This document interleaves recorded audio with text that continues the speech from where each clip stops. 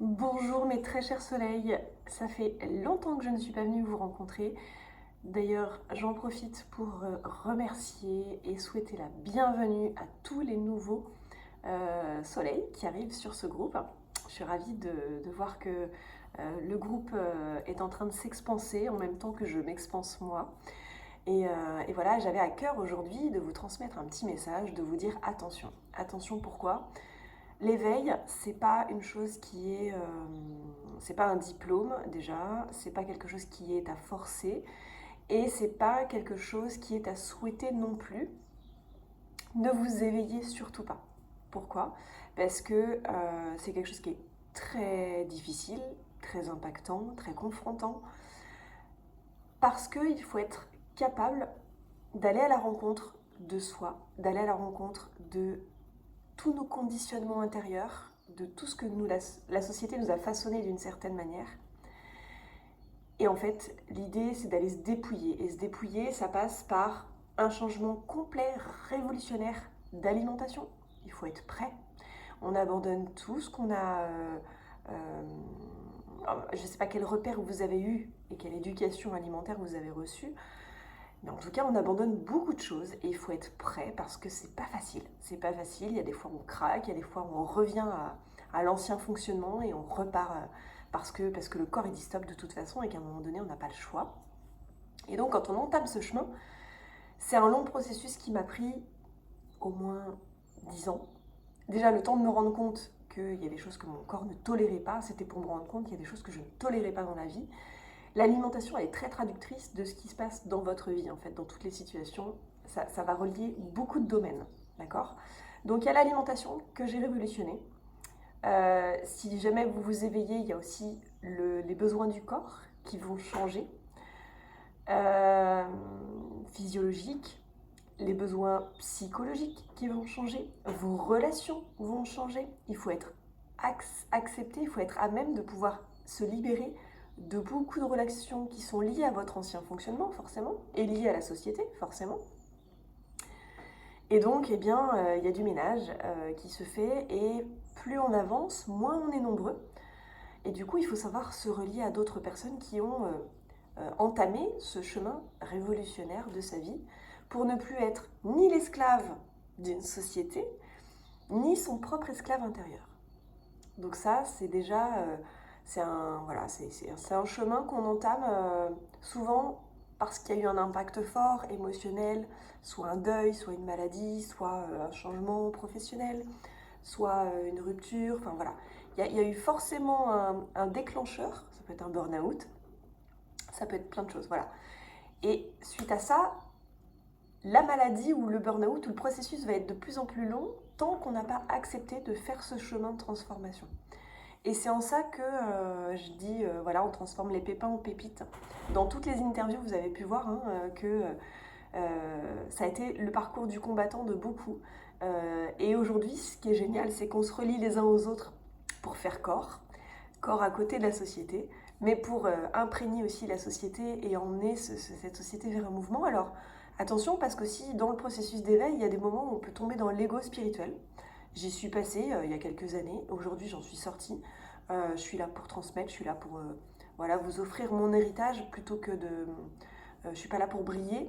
C'est la différence entre rayonner et briller, c'est que briller c'est pour être sur le devant de la scène, montrer qu'on sait, alors que rayonner, c'est, voilà, j'ai fait mon travail intérieur et je suis là plutôt pour vous permettre de ne pas tomber aussi dans les travers dans lesquels je suis tombée, pour gagner du temps évidemment, et en même temps gagner du temps sans en gagner parce que c'est un processus qui demande du temps. On ne peut pas faire ça en un claquement de doigts. Et c'est quelque chose qui... voilà, j'en perds le fil. Euh, L'ego spirituel, voilà, c'est comprendre que finalement, c'est pas parce qu'on se transforme que ça va nous amener à être un élu. Par contre, on va contribuer au service de la volonté d'un créateur, qui est notre créateur, puisqu'on ne vient pas ni d'Adam ni d'Ève. A priori, qui de l'œuf, qui de la poule. Il y a forcément eu un démarrage quelque part, qui vient peut-être d'un vide, d'ailleurs, d'une inspiration, une expiration, d'une contraction, d'un relâchement. Voilà, l'univers fonctionne comme ça, les marées qui viennent et qui vont, la respiration, la désolation et la consolation. Voilà, il y a des choses, il y a des mouvements comme ça et des cycles qu'on ne peut pas contrôler. Et quand on réussit à comprendre qu'on ne peut rien contrôler, alors ça c'est assez facile, mais après il faut l'implémenter dans sa vie et l'intégrer, on devient résilient parce que finalement on comprend qu'on ne peut même sur soi finalement pas tout maîtriser. Et accepter que les changements se font avec un certain rythme naturel qu'on ne connaît pas, puisqu'on a été programmé depuis les dessins animés, les cours qu'on a reçus à l'école, l'histoire qu'on nous a mis dans notre cerveau, l'histoire de France, l'histoire du monde. Et tout ça, en fait, pour vous dire que il faut déconstruire tout ça quand on vit un éveil. C'est vraiment le chemin de déconstruction. Et dans la déconstruction, il y a les pépites qui arrivent. Les pépites, c'est quoi? C'est le corps se transforme, on capte de plus en plus, même si souvent on captait étant jeune, la plupart d'entre nous captions. On a mis sous couvercle, en fait, parce qu'on nous a dit qu'il y avait des fantômes, ça n'existait pas, donc l'ami imaginaire n'existait pas. On nous a dit que les rêves, ça ne servait à rien. On nous a dit que jeûner, c'était bon ou c'était pas bon, ça pouvait nous faire mourir de ne pas manger, que le sucre, c'était le carburant. Voilà, on nous a conditionnés dans une histoire qui finalement, quand on découvre petit à petit l'envers du décor, on sort de l'illusion, on passe au-delà des apparences, au-delà du voile des apparences, et on découvre la magie en fait de notre créature. Nous sommes des créatures divines, vivantes, perpétuellement en mouvement, même si on médite immobile, à l'intérieur, ça bouge. Ça bouge, il y a des choses qui se font automatiquement, vous respirez toujours, votre cœur bat, vos muscles mangent et font du déchet, votre digestion continue, voilà, c'est pas parce que vous êtes à l'arrêt physiquement qu'il ne se passe rien à l'intérieur. Donc finalement, le monde astronomique bouge en permanence, nous bougeons nous à l'intérieur en permanence, ce qui est à l'extérieur est aussi ce qui est à l'intérieur, macrocosme et microcosme. Je ne vais pas vous faire une thèse aujourd'hui, mais en tout cas, voilà, j'avais envie de vous dire attention parce qu'il y en a qui sont dans les starting blocks, oui, moi ça y est, je suis un éveillé. Attention parce que si vous entamez ce chemin, c'est un chemin solitaire, parce qu'il n'y a que dans le silence qu'on peut découvrir beaucoup de choses. C'est un chemin où on se détache du monde, on se détache des médias, on se détache du divertissement. On va nourrir la connaissance. Et plus on a de connaissances, plus on découvre qu'on en a peu. Et on repart à zéro tout le temps. Et finalement, c'est être humble que se dire qu'on connaîtra jamais tout. Toutefois, la connaissance permet d'éclairer et il y a moins de peur quand on a des connaissances sur un sujet. Et du coup, par exemple, moi, j'adore me former tout le temps. Et je suis une curieuse de la vie, une insatiable. Je suis jamais satisfaite. Et on me faisait ça comme reproche étant petite. Mon père me disait, mais de toute façon, t'es une éternelle insatisfaite. Et aujourd'hui, je remercie, je bénis cette phrase. Parce qu'elle m'a amenée à me cultiver sur énormément de sujets. Ce soir, par exemple, je suis dans une masterclass en immobilier. Parce que ça fait plusieurs années que j'ai investi. Et que voilà, c'est quelque chose qui prend du temps aussi, l'immobilier, ça se fait pas en un claquement de doigts aussi. Et il faut savoir être patient sur 15, 20 ans, 30 ans pour pouvoir faire une rentabilité qui soit efficace. Voilà. Donc, j'adore le développement personnel. J'ai fait ma transition. Je suis éveillée, j'adore former, j'adore créer. Je fais du contenu en ligne, avec la formation en ligne. Je fais de l'art, de la musique. Donc ça, c'est pareil, c'est un monde qu'une fois on a mis le pied dedans, on explore et on n'a jamais terminé d'explorer la musique. Voilà, il y a plein d'autres sujets, mais voilà. Et disons que être éveillé, c'est faire partie d'une équipe tout en acceptant de nouvelles règles du jeu. Et règles du jeu JE aussi. Donc, ça développe le courage, ça développe la patience, ça développe la persévérance, comprendre les temporalités internes, d'accord, avec les cycles, la chronobiologie, comprendre que on est des êtres vivants comme la nature à l'extérieur et que nécessairement le rythme de la société est là pour vous éviter de penser, pour vous éviter d'être trop lucide, pour vous éviter d'être trop autonome et trop déterminé à réussir votre vie sans l'aide des banques. Voilà, il y a aussi le rapport à l'argent.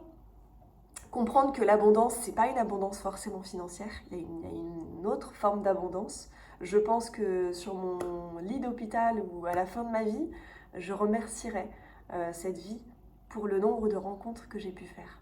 Je pense que j'ai été riche dans ma vie de rencontres parce que j'ai fait beaucoup de métiers différents. J'ai fait beaucoup d'animation, j'ai fait du commerce, j'ai fait de la vente dans des réunions, voilà, j'ai été enseignante, j'ai été surveillante de baignade, voilà, j'ai fait pas mal de choses et j'ai été secrétaire aussi dans un club nautique. J'ai été hôtesse aussi pour le FC Nantes, le club de foot. Voilà, sur les pistes de ski, on partait faire des séjours. J'ai fait énormément de choses. J'ai une vie riche, remplie de relations et d'expériences corporelles et psychologiques évidemment. On est un tout, d'accord? Vous n'êtes pas un corps séparé d'un esprit. J'ai fait beaucoup aussi de rencontres avec moi-même dans toutes mes blessures parce que j'ai eu énormément de blessures articulaires, musculaires, tendineuses, osseuses. Voilà, j'ai eu beaucoup, je pense, plus les dépressions ou le burn-out que j'ai fait aussi, les relations, nombreuses séparations amoureuses. Et ce qui fait que c'est comme si j'avais reçu un putain d'entraînement pour découvrir que finalement, dès que je m'ennuie, je suis pas bien. J'ai un traitement d'information qui est fulgurant. Il a fallu que je découvre mon hypersensibilité et plus je l'embrasse, moins elle est là. Et j'ai découvert aussi ma multipotentialité. En fait, finalement, l'école nous oriente dans une direction. Voilà, qu'est-ce que tu veux faire plus tard? Alors qu'au fur et à mesure de la vie, quand on se forme, on s'expanse et puis on a envie d'autre chose, et puis etc. Donc c'est pas du saupoudrage parce qu'à chaque fois j'y vais à fond. Mais en tout cas, voilà.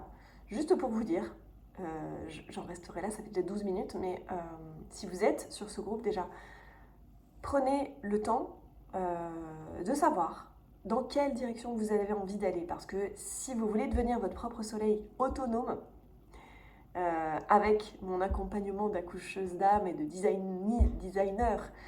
designeuse du corps et de l'être, si on met un pied dans l'engrenage, soit vous en sortez tout de suite parce que vous manquez de motivation intrinsèque,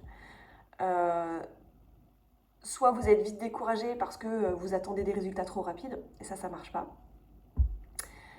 Soit vous rentrez, mais vous avez des attentes autres, et du coup vous êtes déçu parce que ça correspond pas. Et puis là, je peux rien pour vous, et à vous de vous désengager. Et puis celles qui rentrent et qui font du saupoudrage à la carte, eh bien elles ont un aperçu. C'est comme si elles avaient tous les ingrédients de la recette, mais elles n'ont pas obtenu le gâteau au final. C'est dommage. Voilà. Donc, faites attention quand vous vous engagez quelque part. Analysez bien au départ avec qui vous avez envie de le faire, pour combien de temps, et si vous êtes dans le plaisir immédiat, ça, c'est le schéma sociétal. Je veux le nouvel iPhone, hop, je vais me l'acheter demain. Je veux la nouvelle voiture qui vient de sortir parce qu'il y a des problèmes en ce moment. On nous oriente grossièrement quand même vers les voitures électriques. Donc il va falloir que je change de véhicule. Moi, mon véhicule, il a 20 ans. D'accord? Parce que c'est pas là où j'ai envie de mettre ma richesse. Voilà, chacun vise à mettre ses priorités là où il a envie de les mettre. Mais on est souvent dans la réaction de vouloir acheter très vite parce qu'on a entendu parler de ça. Et les pubs sont très très fortes pour ça à la télé, d'accord? Même les réseaux sociaux, on vous balance tout un tas de choses pour vous créer des envies ou des besoins qui ne sont pas nécessairement des besoins essentiels dans la vie. Et l'argent et l'énergie que vous allez mettre dans certaines choses, vous n'allez pas le mettre ailleurs. Et devenir son propre soleil, c'est consacrer les 3/4 de sa semaine à être, à prendre soin de soi et à agir pour être, et non pas faire pour être. Non, à agir pour être et non pas... à être pour agir et non pas faire et agir pour être. Je ne sais pas si vous me suivez. L'idée, c'est d'aller se faire, être, se trouver, s'organiser, comprendre comment on fonctionne, vraiment se connaître dans tous les recoins, mental, émotionnel, psychologique, énergétique, affectif, spirituel. Une fois que je sais comment je fonctionne, hop, je peux aller à l'extérieur. J'ai fini mon petit cocon, ma chrysalide, et ensuite je peux me révéler au monde. D'accord? Et ensuite je vais inspirer les autres, puisque j'ai déjà fait ce chemin de 5, 10, 15 ans. Vous allez me dire, c'est très long, il y en a qui vont abandonner tout de suite, et tant mieux, parce que tout le monde ne pourra pas y accéder. À un moment donné, voilà, il faut vraiment être très, très, très persévérant, ne rien lâcher, et avoir des objectifs qui sont pas... qui vont pas... voilà, moi, la musique, c'est quelque chose qui est sur du long terme. C'est évident qu'on peut pas... alors, il y en a qui savent, hein, il y a des prodiges en un an qui apprennent à jouer du piano et qui vont faire tout de suite des concerts. Moi, ça n'a pas été le cas. Et voilà, et ça vient au fur et à mesure, et mes chansons progressent, et mes textes progressent, et l'envie, elle n'est pas toujours là non plus, la créativité n'arrive pas tous les jours non plus, etc. Donc il faut vraiment un objectif sur du long terme de qu'est-ce que votre âme est venue faire sur Terre. Est-ce que c'est avoir une famille nombreuse? Ça peut faire partie de votre schéma de vie. Étant petit, quand, je sais pas, si vous êtes une femme, vous jouiez au Barbie, vous aviez plein de bébés tout le temps, voilà, vous adorez les enfants. Bon, bah, ça peut être votre chemin de vie, ou peut-être vous n'avez pas réussi à avoir d'enfants, mais vous allez créer un orphelinat, par exemple, ou alors être enseignante, ou voilà, vous allez être au contact des enfants dans tous les cas. C'est un exemple. Il y a plein de possibilités. C'est pas parce qu'on a une envie, un désir que forcément la chose va venir en face. Mais en tout cas, on va s'ouvrir à aller connecter en fait à tous ces désirs profonds que votre âme a mis dans votre cœur. Si vous avez un désir et un rêve dans le cœur, c'est pour aller le réaliser. C'est pas pour rien.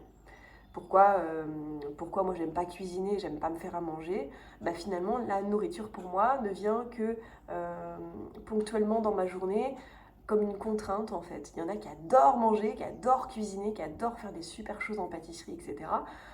Bon ben voilà, peut-être qu'ils vont monter un restaurant ou peut-être qu'ils vont adorer recevoir des amis. Bon voilà. Moi personnellement, pour moi manger est une perte de temps, c'est parce que c'est un besoin vital que je le fais, mais c'est pas au cœur de ma vie. Et c'est pour ça que je fais faire des détox pendant le mois de juin, parce que voilà, je vous apprends à aller sur ce cheminement de délester un maximum de choses dégueulasses qu'on vous a mis dans les supermarchés pour aller vers de la nourriture non transformée, évidemment. Voilà, j'en reste là. C'est mon parcours. C'est le parcours de beaucoup de gens que je rencontre qui sont éveillés, surdoués, mais pas que. Parce qu'en fait, je pense qu'on est sur un chemin, on est un petit peu... on marche juste devant, en fait, avec tout ce qu'on a vécu pendant 5 ans. L'isolement, pour moi, ça n'a pas été un problème, par exemple, pendant le Covid. Pour certains, ça a été très douloureux au départ. Moi, j'avais vécu un burn-out de 5 ans, à être très solitaire et à faire, voilà, à créer de l'art pour me faire du bien à l'âme et à être dans la joie. Et voilà, j'ai appris à me connaître sous tous les angles à ce moment-là. Donc le confinement, finalement, voilà, le dernier confinement que je viens de vivre avec les inondations, ça a été une marche supplémentaire psychologique avec un entraînement bien chiadé quand même au niveau mental. Mais voilà, en fait, on rencontre que ce qu'on est capable de dépasser, je pense, comme la maladie, quand on en comprend les tenants, les aboutissants, d'où ça peut provenir. Il y a forcément une cause avec un effet. Voilà, en fonction de ce qu'on va penser, de ce qu'on va vivre en émotion, eh bien, il y a un retentissement sur le corps. Ça fonctionne dans ce sens-là. Donc, quand on comprend tout ça, eh bien, finalement, on voit la vie plutôt comme un challenge d'un enchaînement d'expériences corporelles. Et elle est magique. Elle est magique parce que j'ai accès à mon inconscient par les rêves. Voilà. Et du coup, je réalise petit à petit tous mes rêves. Ça vient s'enclencher comme des pièces de puzzle et je vais finir par avoir le puzzle final. Donc voilà, j'ai à cœur de vous emmener aussi sur du sur-mesure, le mois d'avril en tout cas. Pour moi, il est là pour faire des accompagnements flash, des séances, 4 séances, une par semaine, pour avoir un mois d'avril où vous allez pouvoir redéfinir qu'est-ce que je peux délester de ma vie, de mon quotidien. Qu'est-ce que je peux Et quand je fais de la place, la nature ayant horreur du vide, qu'est-ce que je vais pouvoir venir apporter de nouveau comme pépite dans ma vie, parce que voilà, il y a de l'espace dans l'agenda qui est créé. Donc ce n'est pas accessible à tout le monde, mais néanmoins, tant qu'on n'a pas fait le chemin, tant qu'on n'est pas rentré dans l'aventure, on ne peut pas savoir. Donc je t'invite à me contacter en MP si tu veux un accompagnement flash déjà pour qu'on puisse se rencontrer et qu'on fasse un petit parcours ensemble de 4 séances. Si tu veux un accompagnement longue durée, eh bien, je fais du 3 mois, 6 mois, 9 mois, 12 mois, évidemment. Tu as aussi l'école de lettres solaires sur 8 mois de défis. Donc, c'est un défi par mois du 1er au 21e jour de chaque mois. Et puis, on a 5 masterclass ensemble de septembre à décembre. Si ça t'intéresse de naviguer en autonomie, mais sans être complètement dans la solitude. Et voilà, je vois beaucoup de monde dans ma semaine, même si je travaille de manière indépendante, même si je fais beaucoup de choses seule, je vois quand même du monde. Évidemment, j'ai des activités extra-scolaires, on va dire, extra-professionnelles, et j'ai des amis que je vois le week-end. Donc c'est un chemin qui est intéressant si tu es curieux, mais par contre, sache que va falloir remonter les manches. On se retrouve bientôt. Ciao, prends soin de toi.